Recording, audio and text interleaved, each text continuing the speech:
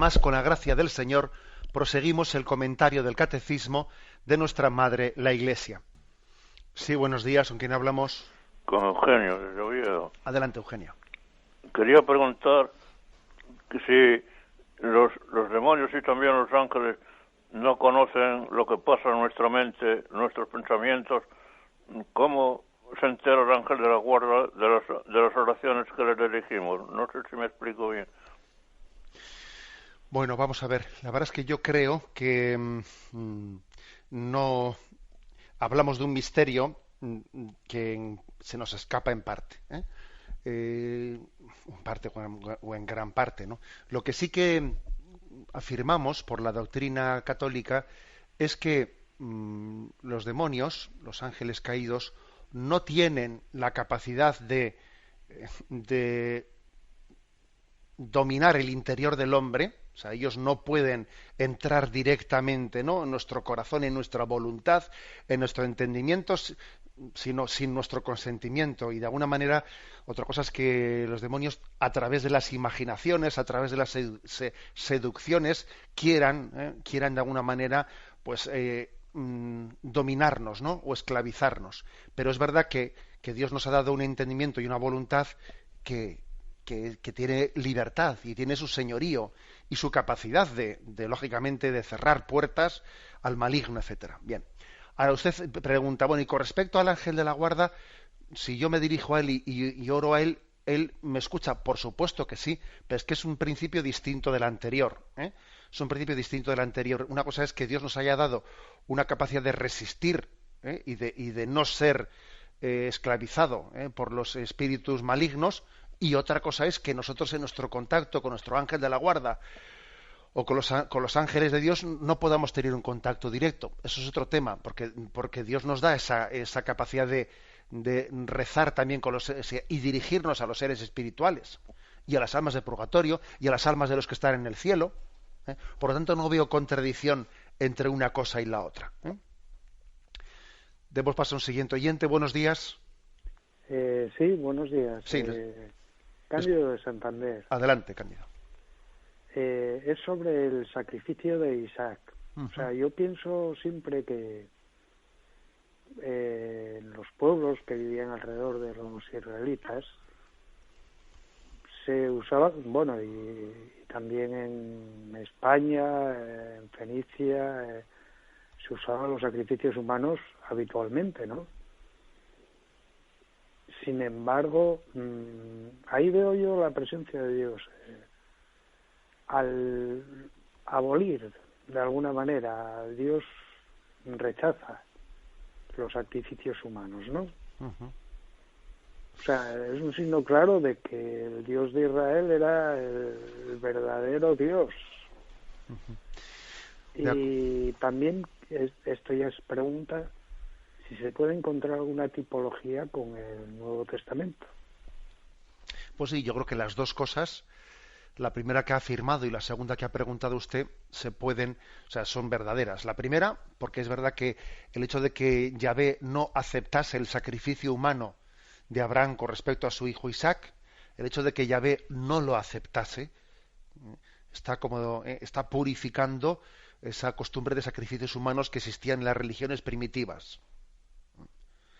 Juro por mi nombre, oráculo del Señor, que por haber hecho esto, por haber estado dispuesto a sacrificar, sí, pero no he querido aceptarte ese sacrificio humano, a Dios no le complace la muerte del hombre.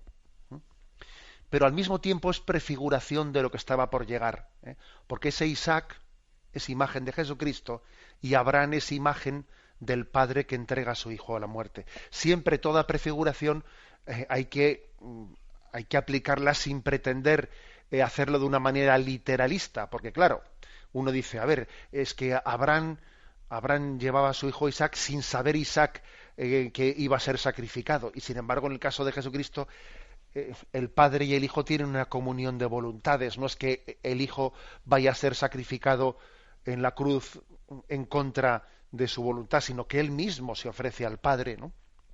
Aquel cordero que fue sacrificado en vez de Isaac, porque cuando el ángel detuvo la mano de Abraham, allí había un cordero que fue sacrificado en vez de Isaac. Aquel cordero era imagen de el Cordero que quita el pecado del mundo de Jesucristo, que fue sacrificado por nuestra santificación, por nuestra purificación. Damos paso a un siguiente oyente. Buenos días. Buenos días, monseñor. Adelante, le escuchamos. José Antonio, de Alicante. Adelante. Quería preguntarle, monseñor, la expresión de la plenitud de los tiempos, su sentido teológico exacto, ¿cuál es, por favor? Yo pienso que a lo mejor es el cumplimiento del Nuevo Testamento de las enseñanzas del Antiguo, o la llegada del Mesías, pero quisiera saber exactamente qué quiere decir en la plenitud de los tiempos. Muchas gracias, monseñor. Sí, yo creo que usted ya lo ha entendido bien. Es decir, en la Sagrada Escritura, en el Evangelio, dice: muchos desearon ver este momento que vosotros veis y murieron sin haberlo visto. Se refiere a la llegada de Jesucristo, a la llegada del esperado, a la llegada de aquel que el Antiguo Testamento había prometido como el libertador de Israel. La plenitud de los tiempos es Jesucristo. Por eso que en Jesucristo se completa la revelación, y después de él no esperamos un complemento de posteriores revelaciones. Los santos que han venido después en la historia de la Iglesia no es que vengan a completar la revelación, no.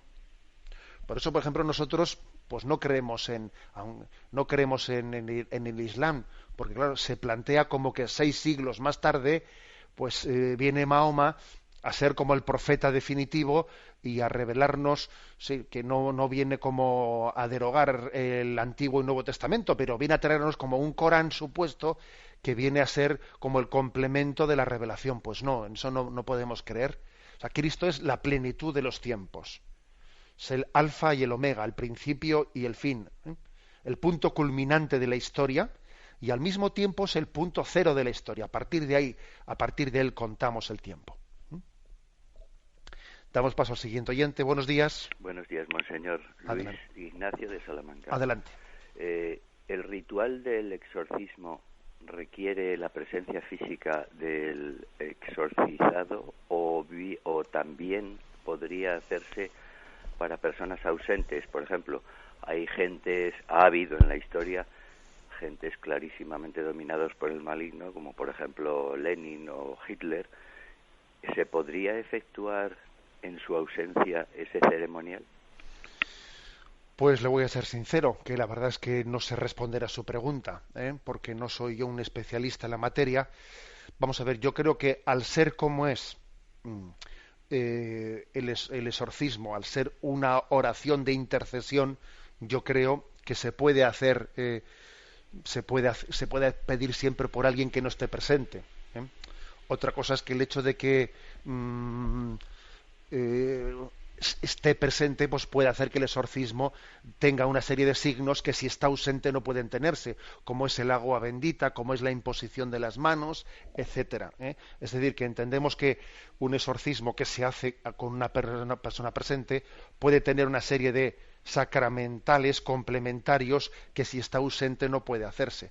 Pero digamos una cosa, que es que la oración de intercesión, que en el fondo un exorcismo es una oración de intercesión máxima, solemne, hecha con toda la fuerza por parte de la Iglesia, bueno, pues no requiere la presencia de la persona por la que estamos rezando. Creo que en ese sentido es hermoso ver que la comunión del cuerpo místico que es la Iglesia nos permite tener esta especie de oración por personas que no conocemos ni que están presentes delante de nosotros. Damos paso a un siguiente oyente. Buenos días. Buenos días. Buenos días. Sí, escuchamos, adelante. No, es que como están en antena... A ver, me parece que... Honesto, ¿sí? A ver, le escuchamos, adelante. Hola, buenos días. Buenos días, sí. Vamos a ver, concretamente la pregunta es, ¿por qué la modificación del ritual actual de exorcismo con respecto al anterior ritual, que básicamente, por los datos que poco desconozco, pero efectivamente hay una gran diferencia a la hora de practicarlo el exorcista? Mi pregunta es, esa modificación que prácticamente no tiene el efecto tradicional que tenía el ritual de exorcismo, ¿Cómo pueden modificar estas oraciones específicas, que con todo mi respeto a la Santa Madre Iglesia, ¿no? De acuerdo. Vamos a ver, no ha habido únicamente una modificación o una renovación del ritual del exorcismo, sino que se han renovado todos los rituales. Es más, fíjese usted que es más serio la modificación o la renovación de un sacramento que de un sacramental. Al fin y al cabo, el exorcismo no es uno de los 7 sacramentos.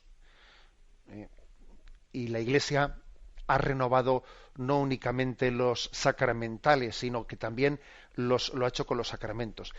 Cuando la Iglesia renueva un sacramento, lo hace de la siguiente forma. En primer lugar, consciente de que el Señor ha dejado en manos de la Iglesia un sacramento cuya esencia la Iglesia no puede cambiar. O sea, lo esencial de un sacramento no puede ser cambiado por la Iglesia. Ahora bien, hay que ser conscientes que a lo largo de 20 siglos, pues digamos, las formas externas de celebrar un sacramento han tenido una adaptación, ¿no? Digamos, a nuestras fórmulas oracionales, etcétera, a nuestros lenguajes, o sea, han tenido una adaptación. Luego la Iglesia dice, a ver, recibo el sacramento del bautismo. Por ejemplo, el sacramento del bautismo, ha habido una reforma después del Concilio Vaticano II en el que se han eliminado, había varios exorcismos. Se han eliminado algunos, pero se ha mantenido uno, pues porque uno dice, ojo, no podemos eliminar totalmente los exorcismos de la celebración del bautismo, y uno por lo menos se ha mantenido. Yo le escuché en una ocasión al actual Papa Benedicto XVI, entonces Cardenal Ratzinger, hacer una crítica que a él le parecía que no debería de haberse eliminado tanto, que se podía haber mantenido alguno más en la reforma litúrgica. Bien, siempre es discutible, ¿no? Porque una reforma se puede hacer de una manera o de otra, pero se guarda lo sustancial, se guarda lo sustancial. Y obviamente tenemos que tener confianza en el criterio de la Iglesia, nuestra Madre, que al fin y al cabo cuando aprueba, y con toda su capacidad magisterial aprueba una reforma litúrgica, tiene plena autoridad en esa palabra de Cristo: lo que atéis en la tierra quedará atado en los cielos, lo que desatéis en la tierra quedará desatado en los cielos. Puede ser discutible que la reforma se podía haber hecho así, de esta manera, de otra manera, pero generalmente se ha hecho bajo 2 criterios. Uno es el que he dicho de que la liturgia sea más significativa para el momento en el que se está celebrando. Y otro suele ser el volver más a las raíces primeras.